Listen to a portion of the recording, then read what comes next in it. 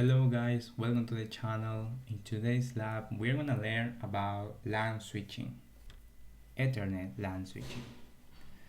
The first task says if PC1 pings to PC3, what message we will send over the network and which device will receive them. So the first PC1 doesn't know the MAC address of PC3, so he first needs to learn that, and to do that he's gonna use address resolution protocol, that is ARP. He's gonna send an ARP request that is gonna be used by PC2, PC3 and PC4 because this is a broadcast message. Then PC2 and PC4 is gonna drop the packet, it's not for them, but PC3 is gonna send an R reply, that is a unicast message, to PC1. Then PC1 can use INC-MP echo request and INC echo replies, both are unicast message. So the second task say send the ping and use packet tracer simulation mode to verify your answer. So we had already write ping in this PC, so we can see here the INCMP in the simulation mode. If we look in layer 2, say the next hub IP address is a unicast. The ARP process looks it up in their table, but the next hub IP address is not in the ARP table. So the ARP process tried to send an ARP request for that IP address and buffer this packet. Buffers mean that he holds the packet to send it later, because right now he doesn't know how to do that. So if we see in ARP and we create in output PDU details, I think you know this preamble, FID, destination address, so address, type, that this 0x080 say that is an R frame variable, and FCS, well, this is a destination address of all F. That means this is broadcast. He's gonna broadcast this R request. So what does mean?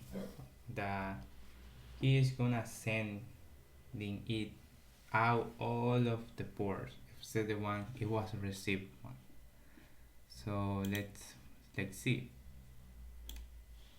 We click here, and now switch 1 has the R, and he's gonna drop broadcast to PC2 and switch 2, but no PC1 here. Yeah, he dropped the packet. Now switch 2 is gonna broadcast to all of the interface except the one he received. So here comes, and PC3 received it and PC4 discarded. So now PC3 is gonna respond with an R reply only to PC1. So this is a unicast message, a no unicast message. Yeah. And now PC1 finally knows the MAC address of PC3. So he's gonna make the INC echo request and PC3 the INC echo reply. He comes INCP unicast, then switch 2, switch 1 and PC1. That's it.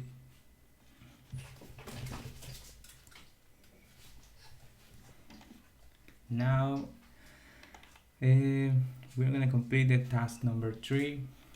We close this to go real time. Say use pins to generate network traffic and allow the switches to learn the MAC address of all PCs on the network. Okay, we're gonna make pin now. Command prompt pin 192.168.1.3. We are ping. Yeah, we have 4 packets in Cisco device. In reality are 5 packets, but this is packet tracer, it's okay. And now in PC2 we are gonna ping PC4, that is .4. Okay, let's go command prompt ping 168.1.4 ping. We wait. Now it's okay, we have already generated network traffic, and now use show commands on the switches to identify the MAC address of each PC. So here, CLI. To use show command, we have to stay in privileged sex mode, so we use enable. Now we are here. Now we use show. Show what? Show MAC address table with this space and this hyphen. You can forget that, it's not gonna work without that. So we use show matrix table, and we have here, look, our MAC address and the ports. We can identify each PC using the ports. For example, in here in switch 1, F01, F01. So this must be MAC address, PC1 MAC address. Now PC2, F02, F02. This could be PC2 MAC address. But now we had a problem because we can know which MAC address correspond to which PC in the other part, because switch 1 only knows how to reach this host only by gigabit 01. So to do that, we have to go to switch 2. Switch 2, enable show MAC address table, and the same process. F01 to PC3. So F01, this must be PC3 MAC address, and F02 to PC4. F02 to PC4. This is my PC4 MAC address. Task number 4 complete, and now task number 5, clear the dynamic MAC address from the MAC address table of each switch. So let's start with switch number 2. To do that, we had to stay and use clear MAC address table dynamic.